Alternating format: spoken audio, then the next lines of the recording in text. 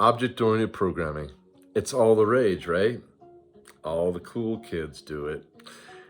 Well, once the shiny's worn off of it and you've been doing it for a while, as a senior software engineer, senior developer, you're going to, step back from that. You're going to pull back from that and say, well, I need to be more realistic and take a more inclusive approach to starting new projects. And, and these days when I start a programming project, I don't grab the object-oriented toolbox. I'm not even thinking in terms of objects. I'm thinking in terms of functions. What functions do I need to write this code, to solve this problem? What functions do I need? If I'm gonna to pull out a sentence, I'm gonna receive a big string of words. I'm gonna immediately say, well, I need a parser, and I'm gonna parse out and tokenize that string so that it can be further analyzed. And I'll have a state. I'll have a state in the sentence. I can even look at and look up certain meanings of certain words, and I key off of certain words to tell me where I'm at in the sentence. And I look at it functionally. I'm not looking at it by modeling data. Now, when do I need to reach for that toolbox? It's very slim that I need to do that. So when I go into object-oriented methods, it's because I need to define the relationships in the data. These are the business rules.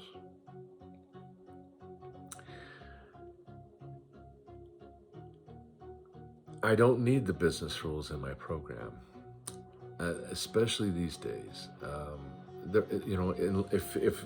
If the data source is not laid out in the way that I need it, then I might need some object-oriented programming to put it in that format and maintain those business rules and relationships. But no, I don't always need to do that, especially if I'm using a relational database as a source, because that's where all the business rules are. They're already laid out with primary keys and foreign keys, and the relationships are already there by definition. As tables and rows, they have relationship with each other. And as long as that relationship is in a usable state for your program, and it usually is, then you can just not model the data. Why do you need to model the data? The data is already preserved in a model. And many junior programmers will reach into that object-oriented box and start duplicating all of those representations in the code. What if it changes? What if the database changes? All the business rules in the database change? Well, then now your object-oriented data model is going to need to change, and that's a lot of technical debt to drag around. And it's harder to look at. It's harder to read. It's harder for other developers to see object-oriented programming. There's a lot to be said for thinking of things functionally and coming up with functions and procedures to, methods to solve the problem. And then you have performance. Granted, I've seen it firsthand. I know that an object-oriented approach can result in many fewer lines of code. I've seen it because it's handling all of that for you and reducing the code. But it's also harder to read because then you need to know, oh, well, it's doing this in an object-oriented way. And that's not where you want to be. You don't want to be there.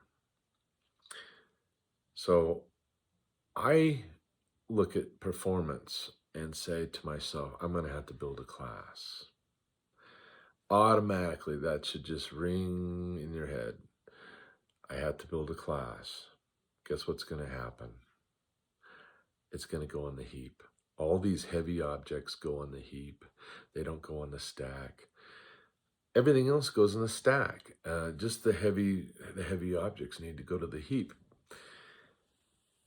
And it's a heaping hot mess over there on the heap because it has to go and to pay attention to polymorphism and inheritance, and it has to handle those objects and maintain a copy of those objects. And that's where all of that reference counting has to, all the garbage clean up. And, stray variables where you've lost the references. All of that has to happen over on the heap. It doesn't happen on the stack. All of the speed of all your variables, and if you can, and I'm coming from a Swift background and a Python background, but in a Swift background, you have classes and you have structs. Classes go on the heap, and structs don't. Structs stay on the stack where they're really fast and easy to access. So there's a lot of that to be taken into consideration that you don't need to worry about if you start out of the gate looking at a functional approach to your design. And, look at it this way. You free yourself from design patterns, and who wants to listen to a bunch of design patterns telling me how to solve a problem?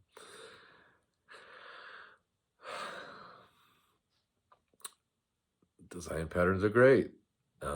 They work, but they lock you into an object-oriented world, and you just don't need to be there all the time. Your boss will thank you for it. Your coworkers will thank you for it if you take a functional approach first.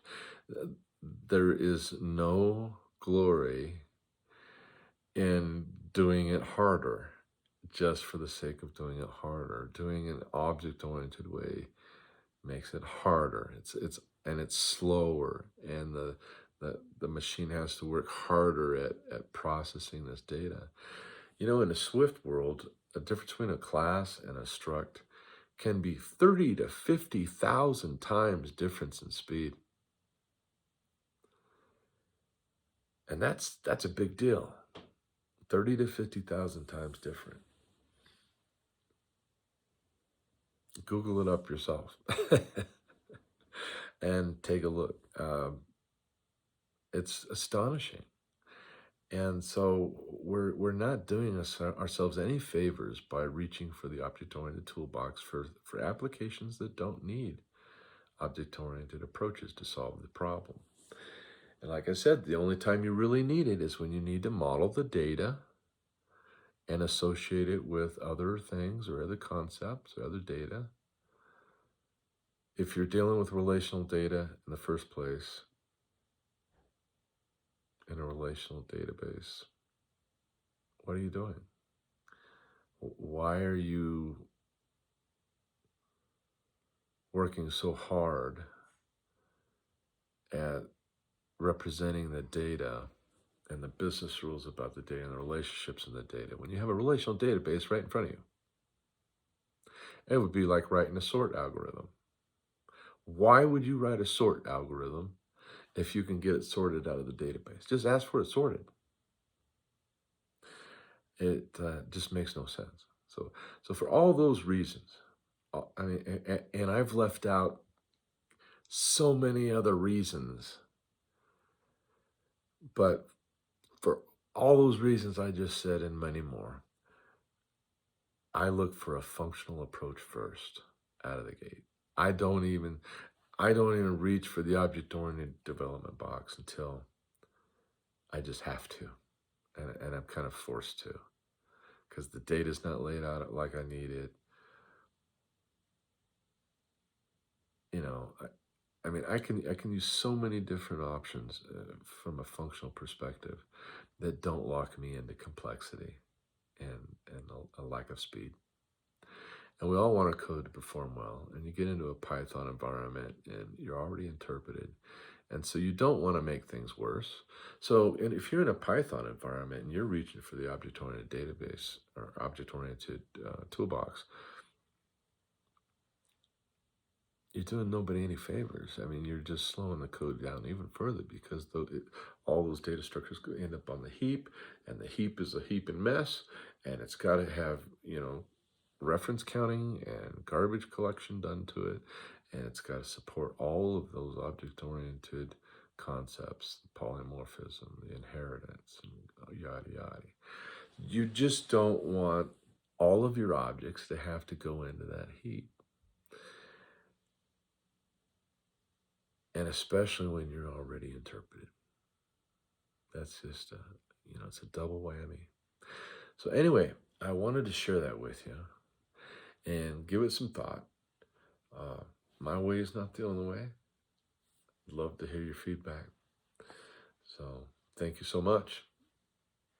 Stay peace.